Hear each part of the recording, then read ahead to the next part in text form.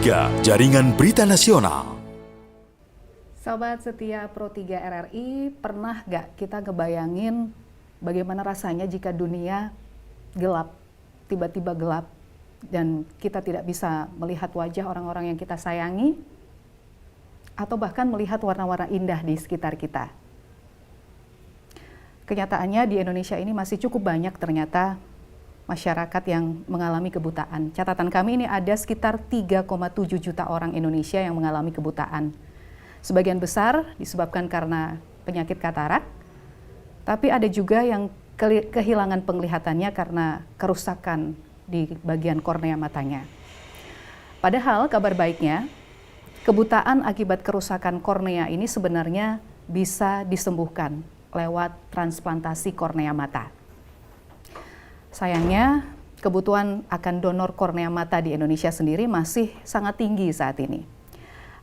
Ada lebih dari 20.000 orang yang saat ini masih menunggu antrian untuk bisa melihat kembali, dan bahkan sebagian kornea ini masih harus didatangkan dari negara lain.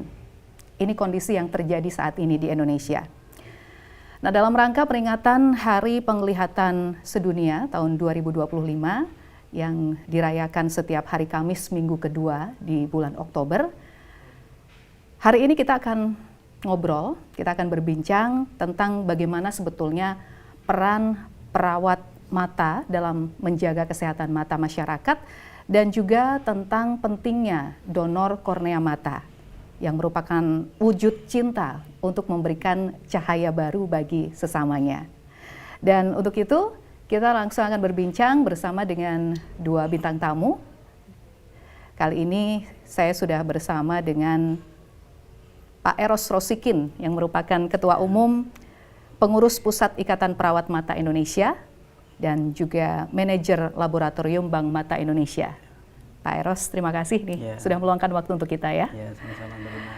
Dan juga di sebelahnya ada Pak Jayanata yang merupakan penerima donor kornea mata, yang tentunya nanti akan cerita banyak ini tentang harapan Pak Jaya ya untuk bisa melihat indahnya dunia lagi. Nanti berbagi kisah inspiratif juga di kesempatan kali ini. Mungkin kita akan mulai dulu dengan Pak Eros ya. Pak Eros mungkin bisa cerita ini hal yang paling dasar dulu Pak Eros. Seberapa besar sebetulnya masalah kebutaan di Indonesia saat ini, dan seperti apa peran dari para perawat mata dalam meningkatkan kesadaran masyarakat tentang pentingnya menjaga kesehatan mata, Pak? Ya, terima kasih Bu Luna.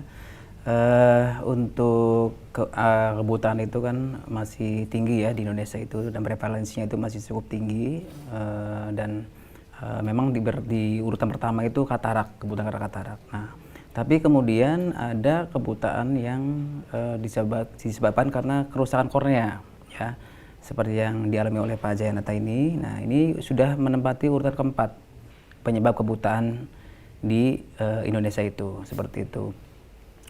Nah, seperti yang disampaikan tadi di awal oleh Mbak Luna bahwa kebutuhan kornea di Indonesia itu masih cukup banyak ya. Masih cukup banyak ya, dimana kalau misalnya kita proyeksikan menurut data Riskesdas 2013 bahwa kebutaan kornea itu ada sekitar 170.000 orang. Nah, jadi kayak fenomena gunung es yang sebenarnya dia itu banyak kasusnya di bawah tapi tidak terlihat karena masyarakat itu tidak datang ke fasilitas pelayanan kesehatan seperti itu. Nah, dari 170.000 itu ternyata yang sangat disayangkan adalah itu jumlah pendonor atau calon donor yang terhimpun di Bank Mata Pusat itu hanya sekitar untuk tahun ini ya, update-nya itu sekitar kurang lebih sekitar 30.000 orang ya, 30.000 orang. Nah, jadi kebutuhannya 170.000, sedangkan yang menjadi calon donor yang terdaftar itu 30.000 orang ya. Maka dan antriannya banyak juga. Antriannya banyak, dan itu tidak serta-merta dari 30.000 itu bisa diambil langsung kan. Nunggu mohon maaf yang calon donor itu meninggal seperti itu. Nah, ini adalah menjadi peran menjadi kami dari perawat mata itu kayak pengen mengambil bagian penting dari penanganan kebutaan kornea ini, khususnya tentang sosialisasi donor kornea. Nah, kebetulan kami kemarin di bulan September itu kita khusus melakukan acara pelatihan, ya, seminar, kemudian workshop itu tentang kornea. Jadi teman-teman perawat mata se-Indonesia itu semua diajari bagaimana cara pengambilan kornea tuh atau eksisi kornea. Nah, diharapkan apabila nanti mereka tuh bisa pulang dari pelatihan itu, nantinya mereka bisa membantu dokter mata atau membantu masyarakat yang sudah menjadi calon donor apabila meninggal bisa mengambil kornea tersebut. Seperti itu. Oke, tapi ditunggu dulu, Pak Eros, saya ingin tahu dulu. Berarti masalah kebutaan karena katarak dan juga tadi kerusakan kornea mata. Ya. Nah, kenapa kornea mata ini bisa rusak? Ya, kornea mata bisa rusak tuh banyak, ya. Banyak penyebabnya, ya. Mungkin mulai dari faktor kongenital, kemudian ada kerusakan karena misalnya kecelakaan kerja, ya kan, penggunaan soft lens. Nah, itu Yang banyak sekali tidak tuh. tepat gitu ya? Iya, Oke. kan banyak kan soft lens yang tidak terstandar, kemudian hanya dipakai buat gaya-gayaan, buat ini kan, fashion gitu kan. Tapi ternyata akibatnya tuh lebih parah dari itu, seperti itu. Kemudian ada juga yang akibat dari tindakan operasi itu sendiri, misalkan bulos keratopati gitu kan, kekeruhan kornea karena tindakan dari operasi katarak itu sendiri, ya. Oke. Iya, jadi ya imbasnya seperti itu. Iya. Katarak tinggi, nah tidak semua yang dilakukan katarak itu bisa juga yang menyebabkan kekeruhan kornea. Iya, kerusakan kornea. Oke, baik. Jadi multifaktor, banyak sekali. Multifaktor ya, Iya. dan itu berarti bisa dialami oleh siapa saja, Betul. termasuk anak-anak kecil bisa ya? Anak kecil itu lebih ke ini ya, kongenital. Hmm. Kongenital itu Kongenital itu apa? bawaan, Bawaan. bawaan lahir. Oh, iya. bisa juga Bisa karena juga. bawaan. Bawaan lahir. Tapi bukan faktor keturunan kalau Bukan. begitu ya, hanya bawaan memang dari Iya. Bawaan lahirnya. lahir, betul, betul. Ada kerusakan begitu. Ada kerusakan, ada kelainan lah di itu. Nah, bicara tentang kerusakan dari bawaan itu tadi, ada nggak ciri-cirinya? Kalau bawaan tuh biasanya lebih ini ya, lebih ke kista dermoid gitu yang ada kayak jaringan kecil ya yang nempel di lapisan paling luar kornea seperti itu. Nah, itu relatif lebih mudah penanganannya kalau misalkan ya kembali lagi kalau tersedia korneanya, dia hanya diambil lapisan atasnya aja, kemudian yang tadi yang nempel di kornea itu diambil, kemudian ditutup dengan lapisan yang itu. Oh, oke. Seperti itu. Nah, banyak sekali penyebab dari kebutaan dan salah satunya adalah kerusakan kornea mata, dan penyebab kerusakan kornea mata pun juga beragam ya. Beragam, betul. Salah satunya mungkin dialami oleh Pak Jaya ini ya. Iya. Nah, Pak Jaya ini juga mendapat donor mata ya. Iya. Mendapat apa? Bantuan transplantasi kornea mata begitu? Iya benar. Iya. Boleh cerita Pak Jaya, ini awalnya gimana dulu bisa mengalami kerusakan di bagian kornea matanya? Boleh cerita dulu Pak. Ya, sebelumnya saya ucapin selamat siang buat semuanya. Jadi saya dari kelas 6 SD mau ujian, tiba-tiba mata saya merah. Merahnya merah banget gitu. Nah, dapat 2 hari, satunya merah lagi. Berkabut. Saya berobat di sana di Tangerang. Berobat jalan tuh, sembuh. Terang lagi sebulan, terang terkambuh, 2 bulan terang terkambuh, kayak gitu aja sampai 2017. Gejalanya berarti ini merah aja, tiba-tiba begitu ya? Iya, terus muncul kabut-kabut gitu, Bu. Sehingga saya divonis di dokter sana, Tangerang, harus dilakukan cangkok kornea katanya di RSCM. Padahal posisi masih SD waktu itu? Iya.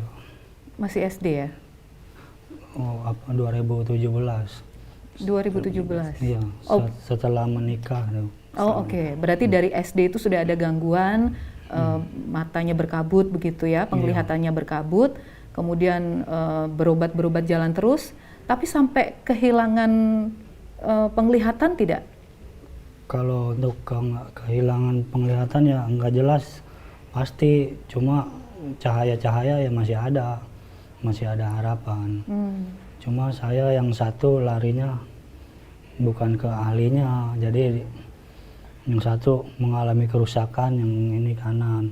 Untuk urat sarafnya sekarang jadinya mengalami kebutaan, diponis sama dokter.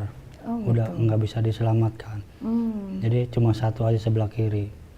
Akhirnya saya di Cangkok dapat bantuan juga dari Pak Yan Budiman waktu itu 2018 dari Rumah Sakit Aini. Terus sudah berhasil juga bisa ngelihat, cuma bertahan 1 tahun. Terus pesan lagi sama Pak Eros untuk di 2019 yang waktu sedang COVID itu 2019. Terus pas Cangkok 2019 alhamdulillah penglihatan saya juga kembali seperti semula lagi, udah bisa naik motor, ya ngerawat anak di rumah, ngantar-ngantar anak. Terus di 2023 saya bosan di rumah, saya pengen kerja serabutan di dekat-dekat rumah.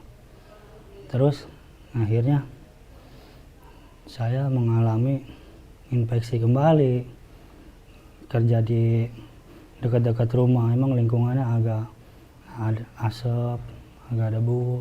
Paparan-paparan polusi itu berarti ya? Itu saya pakai kacamata, tapi saya bingung. Saya juga kenapa bisa kena infeksi lagi. Terus pesan lagi sama Pak Eros di 2023. Alhamdulillah tuh waktu itu nunggunya berapa bulan ya. Pak Eros ada lagi, telepon lagi, ngadain lagi kornea. Terus di Cangkok lagi sama dokter Made Susi. Nah yang kedua kalinya ini dipasang ke bola mata saya, keruh putih. Ya dari pihak bank mata juga ya mau mencarikan lagi gitu, ganti yang keruh yang setelah dipasang ke saya. Dan waktu itu saya salutnya, saya berterima kasih banyak sama beliau Dokter Made Susianti. Tiba-tiba beliau mendaftarkan saya di salah satu acara dari Prof. Dokter Amerika, itu bagi-bagi donor untuk orang Indonesia yang kurang mampu. Alhamdulillah nama saya terpilih dari ratusan orang dan sampai sekarang dioperasi 2025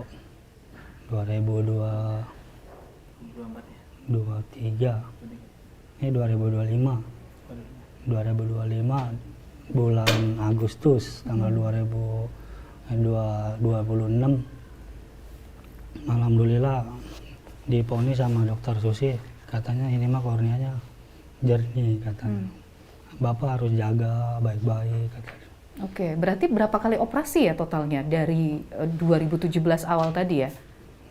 2017, 2019, 2023, Iya. dan sekarang kemarin itu ya, 2025 ya? Iya, dari Amerika. Baru bulan Agustus, berarti sekitar 2 bulanan ini ya. Ini sekarang Iya. apa yang dirasakan Pak Jaya setelah mendapatkan transplantasi kornea? Yang sebelumnya sih penglihatan ya lumayan agak jernih gitu, jalan-jalan kan di dalam ruangan, nggak dituntun-tuntun. Karena tekanan bola mata saya tinggi, saya kemarin tanggal 9 di laser untuk menurunkan tekanan bola mata saya, dan di tanggal 15-nya alhamdulillah sih ini udah 15, tekanan bola mata udah turun. Oke. Baik, ini menarik ini Pak Eros. Kalau diceritakan Pak Jaya tadi kan beberapa kali atau sebelum beberapa kali. Saya pengen tahu juga kalau kasus seperti Pak Jaya ini tiba-tiba dari kecil sebetulnya sehat, aman begitu, tapi begitu kelas 6 SD tadi matanya merah dan berkabut begitu. Penglihatannya terganggu begitu. Itu apa penyebabnya kalau yang kayak gitu? Ya. Jadi itu infeksi ya, mata merah infeksi.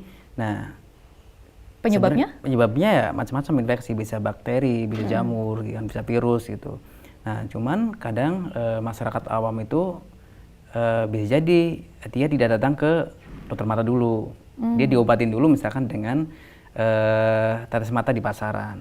Ya, dia tidak tahu penyebabnya itu apa, apakah jamur, apakah bakteri, apakah virus gitu.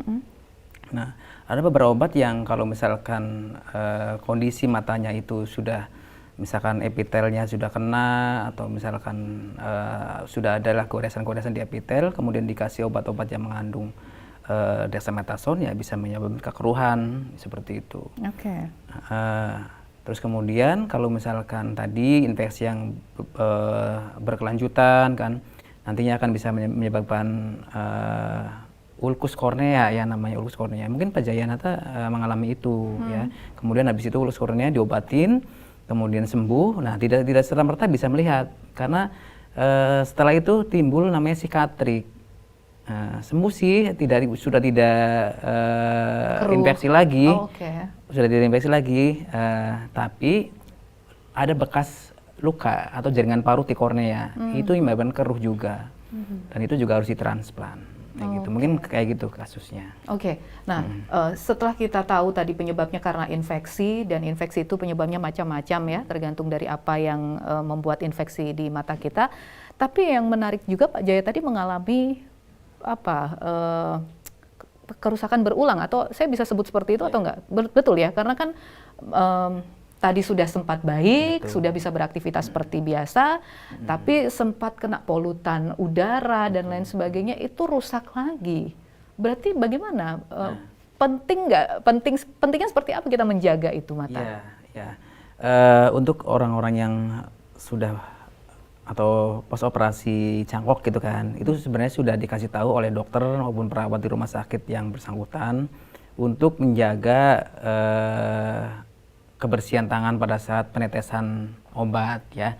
Jadi sebelum dan sesudah itu meneteskan obat itu harus cuci tangan dulu. Itu pasti udah diajarin. Satu itu. Kedua itu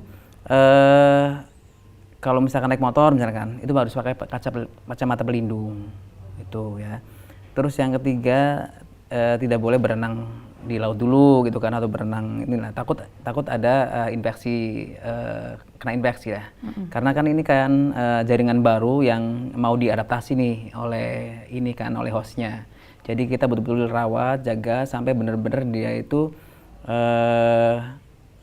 menyatulah dengan hostnya si pasien gitu, seperti itu.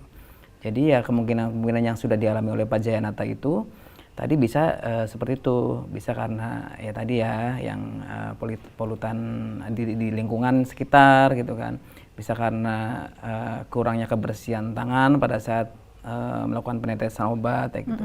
Banyak faktor ya, dan itu memang harus selalu diingatkan terus ya berarti betul. Ya.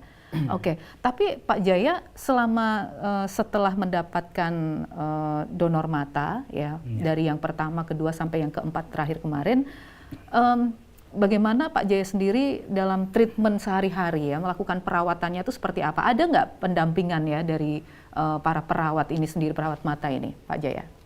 Ya paling untuk penetesan yang ini sih lagi kurang jelas, redup ibu yang netesin, cuma pakai hand sanitizer di rumah. Pakai hand sanitizer untuk membersihkan tangan ya? Iya, sebelum netesin mata. Itu dibenarkan Pak Eros? Boleh seperti itu? Boleh. Memang untuk mensterilkan ini ya, mata ya? Hand sanitizer. Kemudian gimana lagi Pak Jaya? Ya, suruh jangan banyak beraktivitas di luar rumah dulu, harus ya istirahat total aja kata dia. Sensitif nggak sih sama cahaya matahari? Apalagi sekarang ini kan sedang panas-panasnya nih kalau siang. Iya, kadang suka pusing sih, sakit kepala. Kalau terlalu silau. Kalau terlalu silau bisa buat pusing ya berarti ya. Ada berarti pendampingan dari perawat mata begitu? Paling ibu aja di rumah, sama malam istri saya paling. Oke. Baik. Nah sekarang Pak Eros, ini kan ada asosiasinya ya. Betul. IKPAMI tadi ya, Ikatan Perawat Mata Indonesia. Perawat Mata Indonesia. Nah ini bagaimana peran-perannya selama ini untuk memberikan edukasi ke masyarakat, selain tentunya menyadarkan masyarakat pentingnya menjaga kesehatan mata, jangan sampai kena infeksi karena nanti bisa menyebabkan kerusakan dan bahkan juga kehilangan penglihatan begitu ya.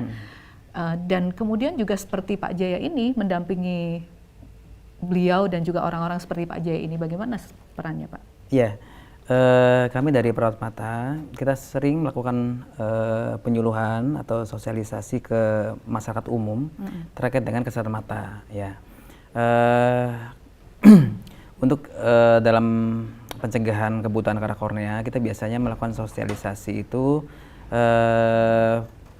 kan pada masyarakat itu biasanya pakai motor, kemudian kena ini ya, bahasanya kalau kita tuh kelilipan tuh kena debu, kena debu gitu kan, kena debu. Ya. Itu kita dan dikucek biasanya. Betul. Nah, kebanyakan dikucek. Kita sampaikan jangan dikucek ya. Jadi kalau misalkan ada teman-teman yang kena debu, mending minggir dulu ke jalan ya. Kan biasanya banyaknya orang jualan air mineral tuh di pinggir-pinggir jalan. Ya. Nah, mending kita cuci dulu segitu ya. Dicuci bersih, kemudian segera mungkin periksa ke dokter mata seperti itu. Takutnya sudah kena ini nih epitelnya ya, lapisan luar dari kornea itu kena gesekan debu tadi gitu, seperti itu. Satu itu, kedua misalkan penggunaan kayak daun sirih gitu kan ya. Daun sirih itu juga kita sampaikan bahwa jangan memakai itulah untuk kadang kan semua yang keluar dengan mata pakai daun sirih gitu kan. Sebenarnya kan tidak diperkenankan. Terus kemudian penggunaan soft lens ya, penggunaan soft lens baiknya itu tanya ke dokter mata karena soft lens itu banyak sifatnya, banyak jenisnya. Ada yang teroksigenisasi, ada yang tidak teroksigenisasi. Karena sama seperti kita, kornea juga butuh oksigen seperti itu. Nah, kalau kita asal memakai soft lens yang beredar di pasaran, yang hanya untuk passion gitu kan, terus kemudian kita lupa melepas atau mungkin perawatannya cairannya kurang bersih, itu rawan sekali terjadi infeksi. Gitu. Oke, dan itu selalu digaungkan ya di setiap kesempatan ya. Oke. Nah, sekarang kalau bicara di lapangan, kan tidak hanya selesai di edukasi, mengingatkan terus di masyarakat begitu ya. Apa kemudian tantangan yang masih sering dihadapi oleh perawat mata sejauh ini? Ya, ini tantangan yang sering banget kita hadapi adalah pada saat kita melakukan penyuluhan pentingnya donor kornea gitu. Jadi pada saat penyuluhan itu, misalkan yang hadir itu 50 orang, itu yang bersedia untuk melakukan pengisian form kesediaan untuk menjadi pendonor itu paling 2 orang, 1 orang kadang begitu. Jadi masih kurangnya kepedulian masyarakat tentang donor ini ya.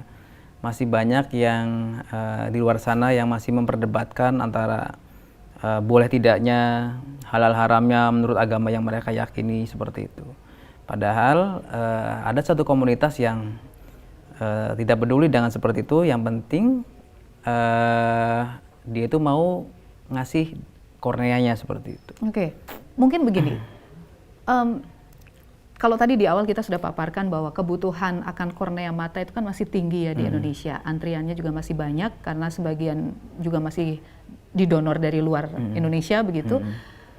Seperti apa sih mendonorkan kornea mata itu, syarat-syaratnya, ketentuan-ketentuannya, mungkin itu kita boleh sampaikan juga nih Pak Eros. Ya baik, syarat untuk menjadi calon pendonor mata itu sudah berumur 17 tahun ya ke atas, artinya dewasa ya, dia tuh sudah bisa menentukan ininya sendiri nih, menentukan keinginan sendiri, tapi hal itu juga harus disampaikan ke keluarganya.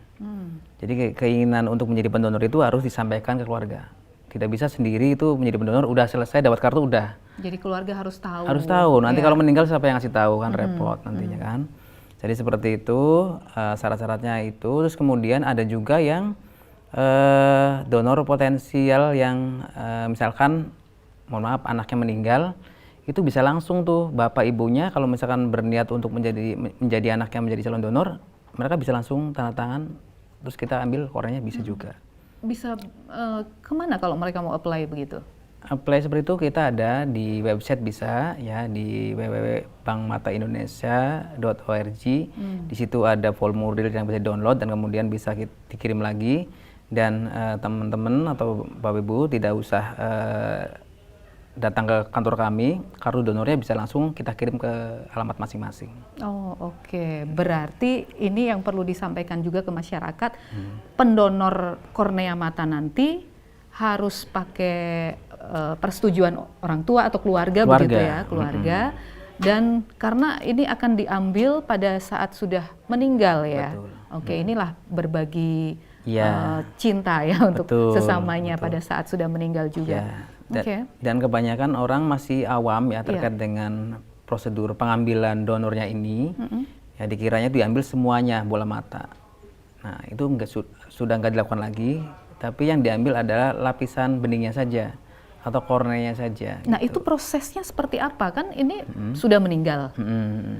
Harus dibawa ke rumah sakit atau kemana begitu? Atau dari pihak bank matanya bisa datang ke lokasi untuk melakukan pengambilan kornea atau bagaimana Pak? Ya, jadi keluarga pendonor itu tinggal telepon kami ya. Kami akan datang, bisa ke kamar mayat, bisa ke tempat perawatan misalkan di ICU, bisa kemudian di rumah duka atau misalkan di rumahnya sendiri itu bisa.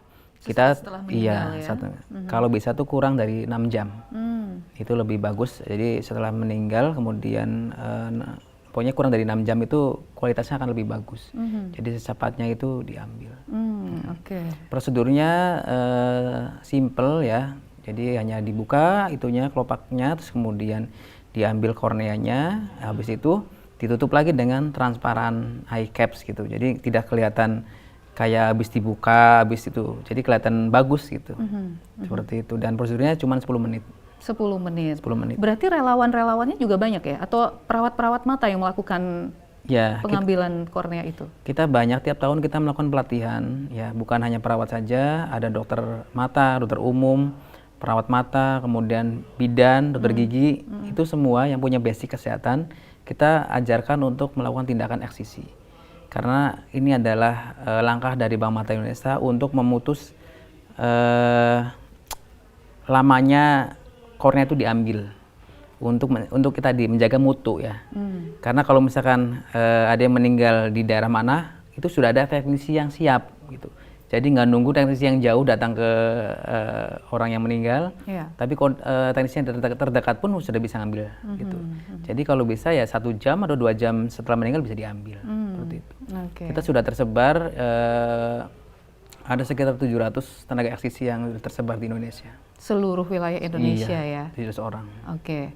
Selama ini apa catatan-catatan yang mungkin sempat terrekap begitu dari proses melakukan apa tadi istilahnya eksisi kornea. Eksisi kornea. Seperti apa ini Pak? Catatan apa nih? Catatan di lapangan berjalan dengan lancar atau ada mungkin kendala-kendala tidak sepengetahuan keluarga, ada nggak yang ditemukan seperti itu? Iya betul. Jadi untuk kegiatannya sih ya sejauh ini lancar-lancar saja ya. Cuman ada beberapa kasus yang sebenarnya sih dia tuh sudah terdaftar menjadi calon donor, ada kartunya, terus kemudian keluarganya nelpon kita kan, kita datang ke situ, tetapi begitu datang itu ada entah itu adiknya, entah itu pamannya, ada yang nggak setuju. Nah kalau kasus-kasus seperti itu ya kita tidak memperdebatkan itu, kita langsung tidak ambil. Seperti itu. Padahal dia kita udah ditelepon nih dan kartu donornya ada gitu. Tapi begitu ke lapangan ada salah satu anggota keluarga yang tidak setuju. Ya kita untuk menghindari hal-hal yang diinginkan kita tidak ambil. Seperti itu. Baik. Nah itu perlunya mengedukasi masyarakat juga ya tentang donor kornea ini. Nah saya ke Pak Jaya. Pak Jaya ini tahu tidak pendonornya? Kalau biasanya penerima donor transplantasi kornea tahu tidak pendonornya? Tidak tahu. Tidak tahu ya? Oke. Jadi itu sudah menjadi ini aturan bahwa yang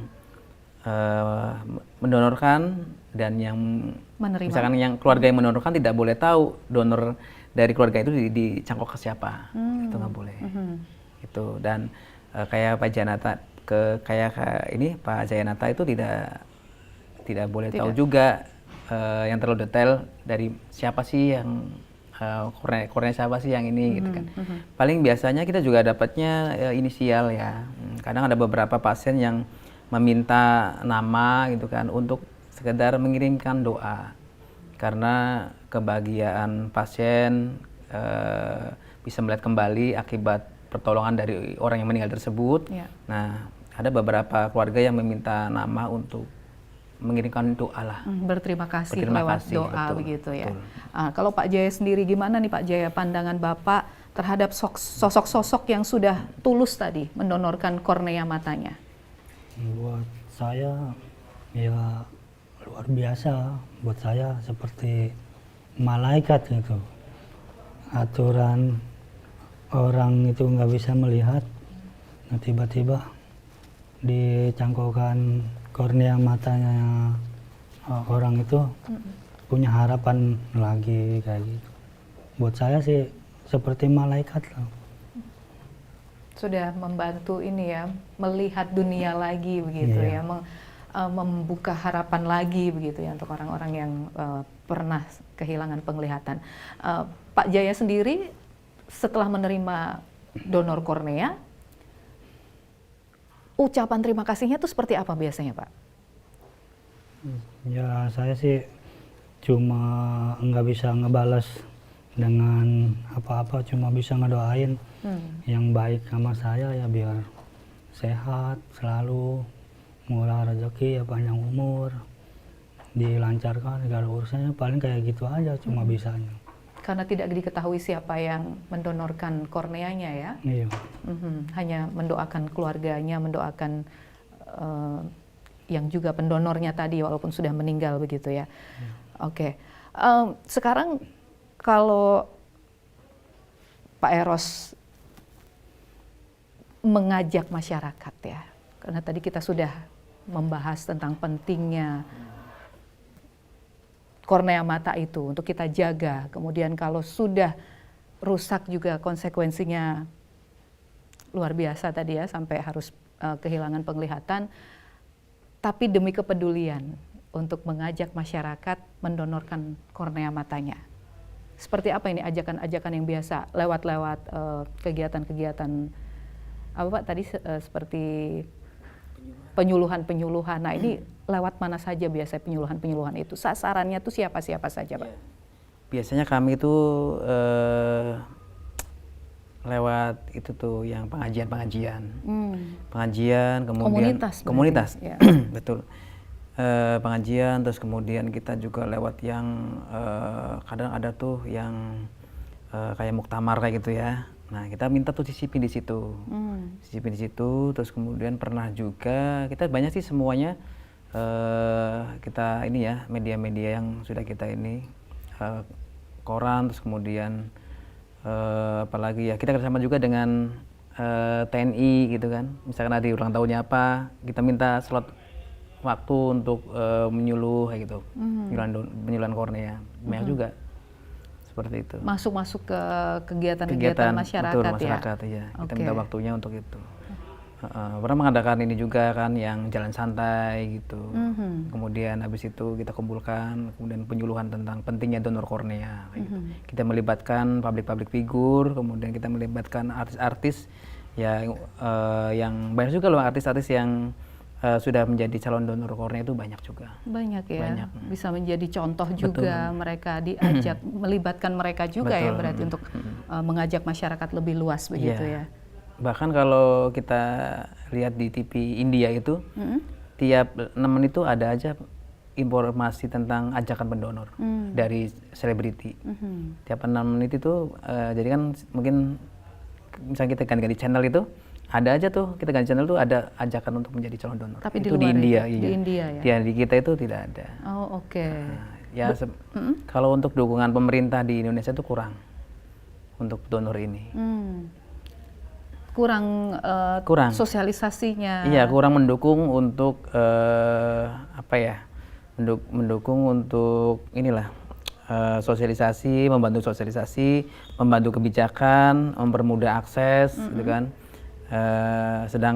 Sedangkan kebutuhannya kan banyak sekali kan kebutuhannya tuh. Kita sampai mengimpor kornea itu kan. Tapi dukungan dari pemerintah tuh belum terlihat nyata lah. Oke, berarti selama ini masih bergerak sendiri ya? Bergerak sendiri. Asosiasi-asosiasi atau Iya, organisasi-organisasi ini Iya. masuk ke komunitas-komunitas tadi begitu? Betul. Oke. Kemudian ya tadi ya kita bersama dengan Bank Mata Indonesia, kayak nanti di hari Sabtu ini nanti kita ada mega webinar. Nah itu edukasi tentang bagaimana sih donor itu diambil, kemudian diproses, sampai kemudian barang jadi yang siap ditransplant, kemudian bagaimana sih cara perawatannya setelah post transplant itu, kemudian dari dokternya juga akan menyampaikan teknik-teknik transplantnya apa-apa aja gitu kan. Terus kemudian prognosisnya itu nanti bagaimana itu akan dibahas tuh nanti di webinar, mega webinar. Kita bikin mega webinar di hari Sabtu nanti tanggal 25 Oktober. Oke. Nah, sekarang kalau boleh dibandingkan mungkin beberapa negara dalam sosialisasi atau dukungan mungkin dari pemerintah negara masing-masing, seperti apa sih? Dan ini kan sekaligus juga menjadi pengharapan ya untuk di Indonesia agar lebih ini lagi dukungannya ya. Indonesia tertinggal jauh. Tidak ada statement baik itu dari pejabat-pejabat pemerintah ya, entah itu presiden, entah itu harus DPR, ketua DPR, entah itu apa gitu kan. Statement yang sedikit mengajak orang untuk menjadi pendonor. Beda dengan negara lain. Di Singapura itu sudah dibikin kayak undang-undang, ya kan? Ada undang-undang. Di Filipina juga sama, ada undang-undang yang kayak misalkan inilah ada yang meninggal di rumah sakit pemerintah itu wajib mendonor.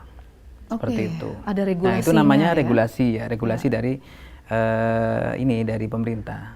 Jadi kita tuh donor tuh ada 3 sumber ya dari potensial donor itu misalkan yang ada di rumah sakit yang meninggal itu namanya potensial donor. Kalau yang dari yang mendaftar itu namanya konvensional donor itu. Nah satu lagi dukungan pemerintah itu namanya obligasi dari pemerintah. Jadi undang-undang atau peraturan pemerintah yang menetapkan bahwa setiap warga yang meninggal di rumah sakit pemerintah misalnya gitu kan, atau misalkan yang menggunakan biaya BPJS gitu kan, itu harus wajib donor gitu. Nah kalau negara lain udah menerapkan itu, negara lain tuh. Oke. Berarti tidak ini ya, kalau kita kan berarti kan masih sukarela begitu ya, masih volunteer sifatnya dan itu pun harus pengetahuan dan persetujuan dari keluarga. Kalau di sana memang sudah ada regulasinya seperti Singapura tadi ya? Singapura, Filipina, itu sudah ada regulasi dari pemerintah. Apakah artinya dari negara-negara tersebut karena sudah donor korneanya sudah banyak, itu pula yang akhirnya masuk ke Indonesia? Betul, masuk ke Indonesia. Itu dari Filipina, dari Sri Lanka, Nepal, itu masuk ke kita. Bentuk kerjasamanya seperti apa, Pak?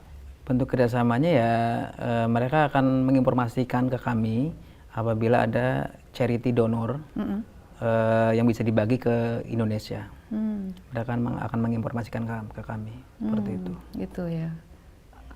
Pemerintahnya berarti atau lewat sama lembaga Bank Mata juga. Oh lembaga. Iya. Lembaga tuh lembaga berarti. Iya. Bank Mata ke Bank Mata. Oke. Tapi cocok-cocokan nggak sih Pak kalau kayak gitu?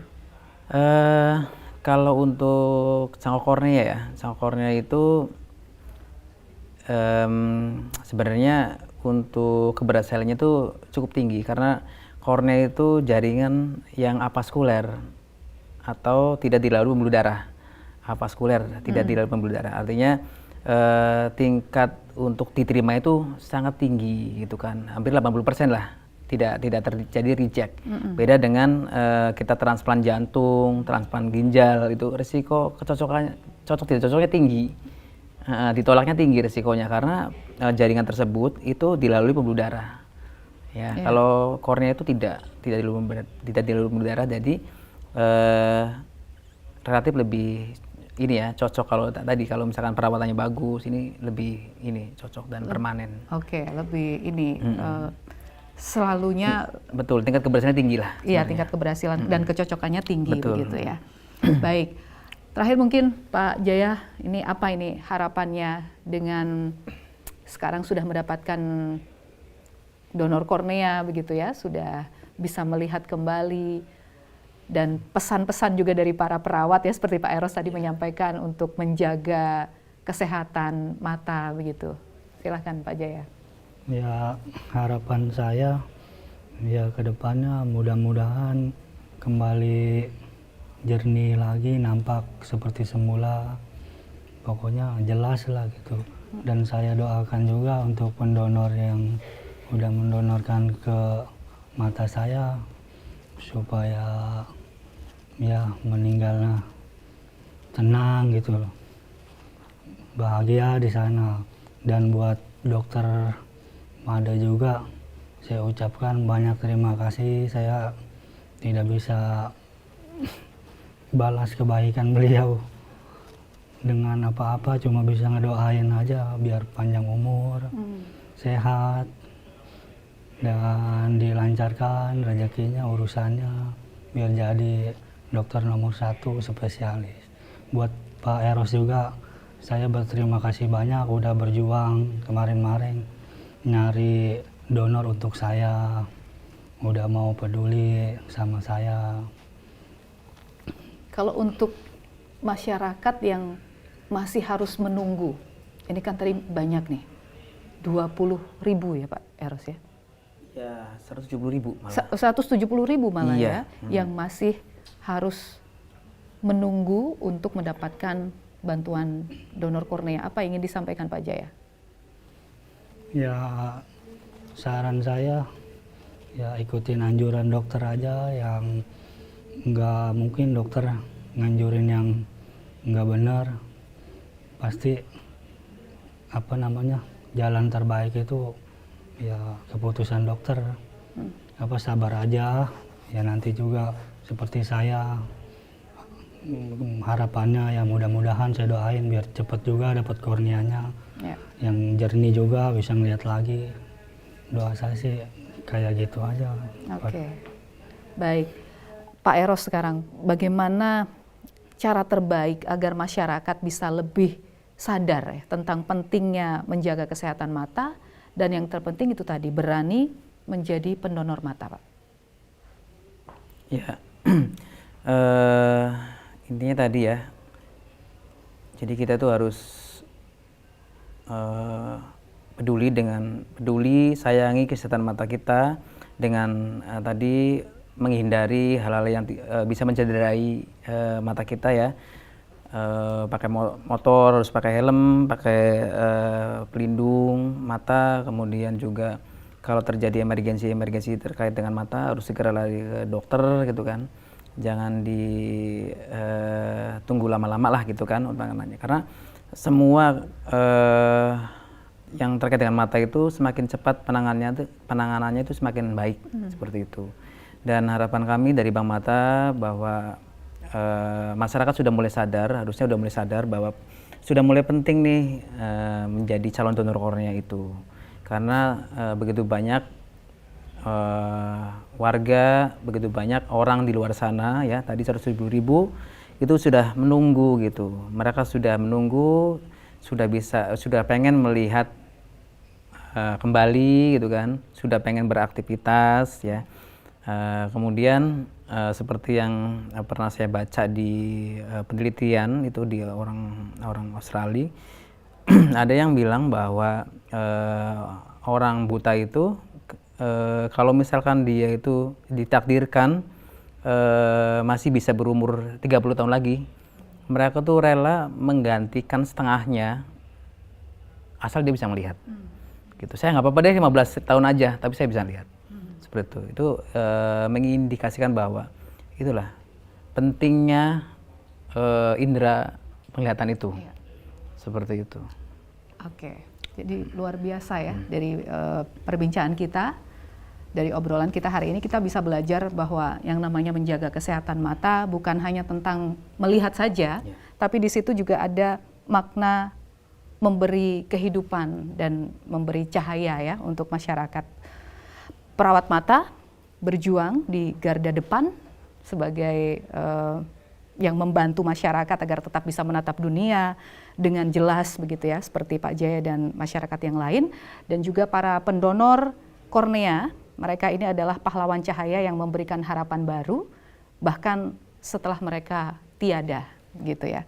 Saya jadi teringat ini apa yang pernah disampaikan oleh Presiden ketiga kita, Pak Habibie, B.J. Habibie. Beliau pernah mengatakan bahwa saya ingin terus memberi cahaya bagi bangsa.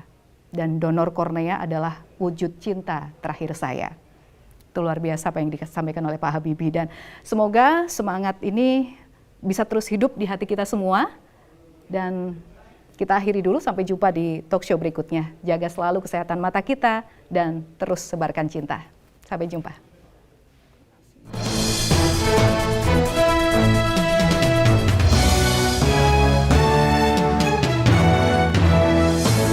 Pro 3, Jaringan Berita Nasional.